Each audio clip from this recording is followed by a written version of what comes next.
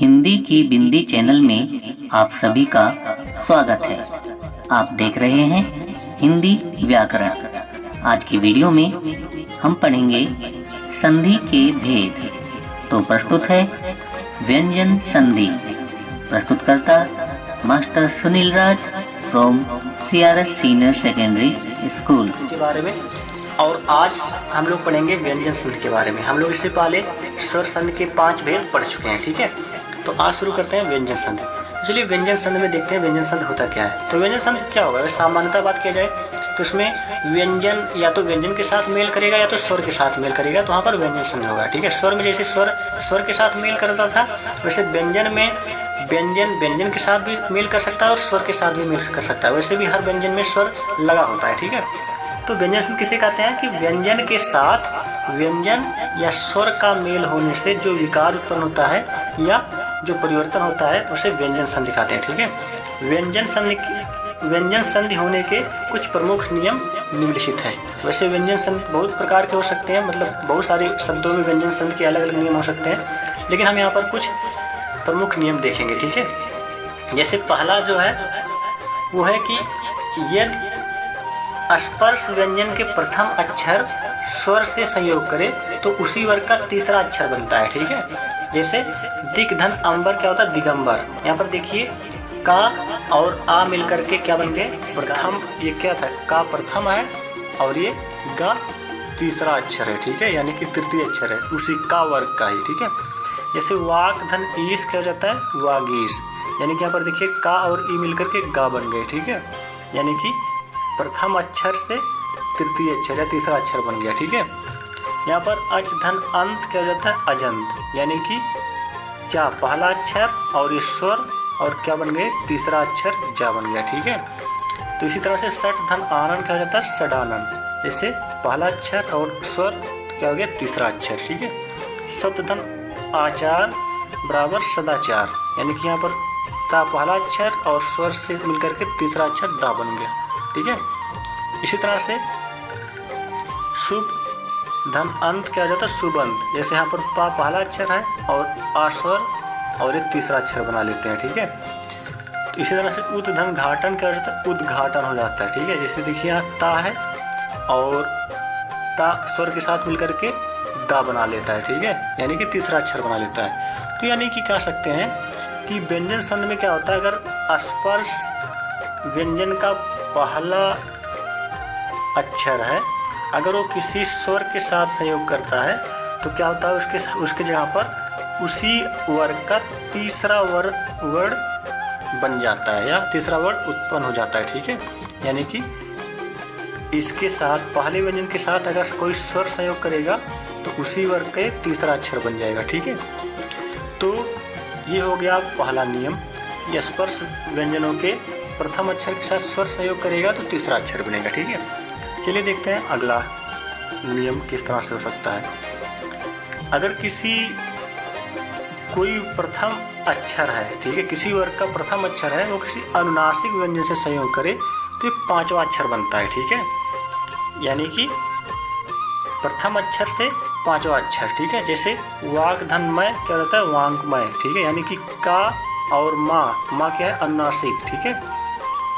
तो यहाँ से अंगा बन जाता है, यानी कि प्रथम अक्षर से क्या बन गया, पांचवा अक्षर बन गया, ठीक है। जैसे सठ धन मास षणमास हो जाता है, यानी कि टा और माँ मिल करके ड़ा बन गया, यानी कि प्रथम अक्षर से ये पांचवा अक्षर बन गया।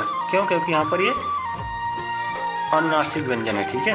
इसी तरह से उत धन मत क्या जाता है, उन्मत, यानी कि ता माँ के साथ संयोग करके ना बन जाता है, यानी कि प्रथम अक्षर से पांचवा अक्षर बनता है, ठीक है। क्यों, क्योंकि यहाँ पर क्या है, अनुनासिक व्यंजन है।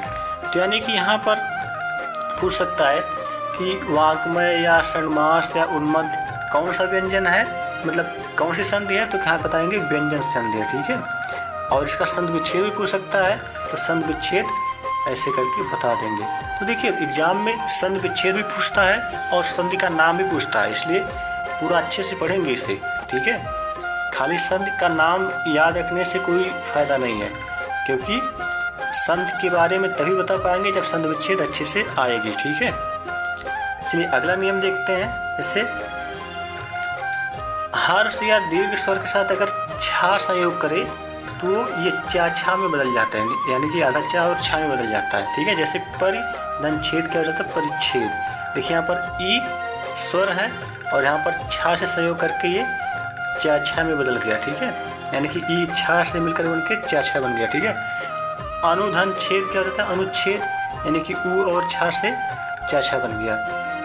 ठीक है, आधन छादन क्या होता है, आच्छादन हो जाता है, जैसे आ और छा मिलकर के चा छा बन गए। ठीक है, यानी कि अगर कोई हर्ष या दीर्घ स्वर क्या है, हर्ष मतलब छोटा स्वर और दीर्घ मतलब बड़ा स्वर, ये छा से संयोग करेगा तो क्या बन जाएगा, चा छा बन जाएगा। ठीक है, यानी कि इस तरह के जो इतने भी ये सब शब्द हैं, इन शब्दों में कौन सा संधि है, व्यंजन संधि, और इनके जो क्या कहते हैं संधि विच्छेद हैं वो ये हैं। ठीक है, तो संधि पूछे या संधि विच्छेद पूछे तो बता सकते हैं आसानी से। ठीक है, लेकिन इसके लिए पूरा नियम अच्छे से पढ़ेंगे। ठीक है, एक दो बार इसे देखेंगे ध्यान से तो ये सब अपने आप याद हो जाएंगे। तो यहाँ पर देखिए, अगर माँ पहले दिया हो उसके बाद प्रथम स्पर्श व्यंजन हो तो ये पांचवा स्पर्श व्यंजन बन जाता है। वो जो जैसा भी हम लोगों ने पहले देखा भी, ठीक वही है। ठीक है, ये सम धन कर क्या हो जाता है, संकर हो जाता है।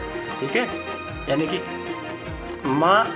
माँ के बाद ये का पांचवा अक्षर। ठीक है, सम धन चय ये संचय हो जाता है। ठीक है, यानी कि चा का अंतिम अक्षर इया। ठीक है, जैसे संचय में आधा ना भी काट देते हैं, लेकिन ये इया ही अधिक क्या होता है, सुटेबल, या सुटेबल को हिंदी में क्या कहेंगे, जो भी कहेंगे। ठीक है, तो संचय हो जाता है। ठीक है, यानी कि उपयुक्त होता है, सुटेबल मतलब उपयुक्त। ठीक है, सम धन तोष संतोष हो जाता है, यानी कि माँ रहेगा तो ता ना में बदल जाएगा, यानी कि पांचवा अक्षर बदल जाएगा। ठीक है, तो इस तरह से अगर ध्यान से देखा जाए तो क्या हुआ कि यहाँ आधा माँ के साथ ये जहाँ भी प्रथम अक्षर आए वो क्या बन गए, पांचवा अक्षर बन गए। ठीक है, उसी वर्ग का, यानी कि यहाँ से संकर, संचय, संतोष, इनमें पूछे कौन सा संधि है तो व्यंजन संधि होगा।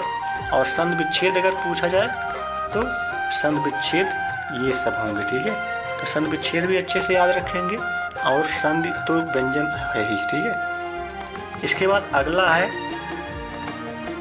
ना का ड़ा में परिवर्तन, यानी कि बहुत सारे ऐसे हैं व्यंजन में जो ना ड़ा में परिवर्तित हो जाता है। ठीक है, जैसे परिधन मान क्या हो जाता है, परिणाम। यहाँ पर देखिए ये परिणाम नहीं है, ये परिमाण है। ठीक है, परिधन मान क्या होता है, परिमाण। ठीक है, ये मैंने गलत लिख दिया, ये परिणाम नहीं होगा, परिमाण होगा। ठीक है, क्योंकि यहाँ पर ना क्या होगा, ड़ा में बदलेगा। ठीक है, तो इसे आप लोग करेक्ट कर लीजिएगा, मतलब सही कर लीजिएगा। त्रिशधन ना क्या हो जाता है, त्रिसड़ा। यहाँ पर देखिए ना क्या हो गया, ड़ा में बदल गया। ठीक है, शोष धन अन शोषण हो जाता है। देखिए यहाँ पर ना क्या हो गया, ड़ा में बदल गया। ठीक है, तो यहाँ पर ध्यान देंगे, ये परिमाण नहीं है, ये परिमाण है। ठीक है,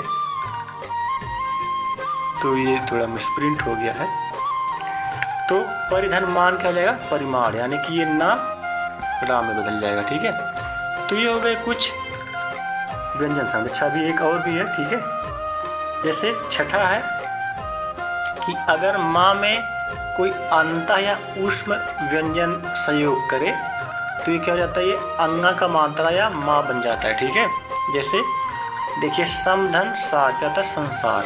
यहाँ पर क्या हुआ, ये सा ऊष्म व्यंजन है। ठीक है, समधन योग संयोग हो जाता है, ये या क्या होता है, ये अंतः व्यंजन होता है। ठीक है, समधन रक्षा संरक्षा हो जाता है। ठीक है, हीरा भी अंतः व्यंजन होता है। स्वयं धन वर स्वयंवर हो जाता है। ठीक है, तो इस तरह से कि जब आधा माँ से कोई अंतः या ऊष्म व्यंजन संयोग करेगा तो ये अंग का मात्रा बन जाएगा। ठीक है, यानी कि संसार में कौन सा व्यंजन होगा, मतलब व्यंजन नहीं, कौन सा संधि होगा, तो ये व्यंजन संधि होगा। ठीक है, संयोग में, संरक्षा में, स्वयंवर में, इन सब में व्यंजन संधि होगा। और इनका संधि विच्छेद क्या होगा, संसार का संधि विच्छेद समधन सार। ठीक है, बहुत पूछता है संसार का संधि विच्छेद क्या होगा, तो समधन सार होगा।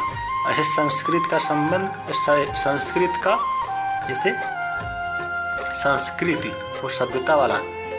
ठीक है, तो संस्कृत का संधि विच्छेद क्या होगा, ये आप लोग कमेंट में बता सकते हैं। ठीक है, तो इस तरह से ये हो गए व्यंजन संधि। ठीक है, तो व्यंजन संधि में कुछ प्रमुख नियम हम लोगों ने देख लिया, तो इसे याद रखेंगे और अधिकतर क्वेश्चन इसी में से आ जाते हैं। ठीक है, और हिंदी एक ऐसा सब्जेक्ट है जिसमें सारी चीज़ें समझाई भी नहीं जा सकती, तो पढ़ेंगे, पढ़ कर के कुछ चीज़ें खुद से महसूस की जा सकती है। ठीक है, क्योंकि सारी चीज़ें समझाया नहीं जा सकता।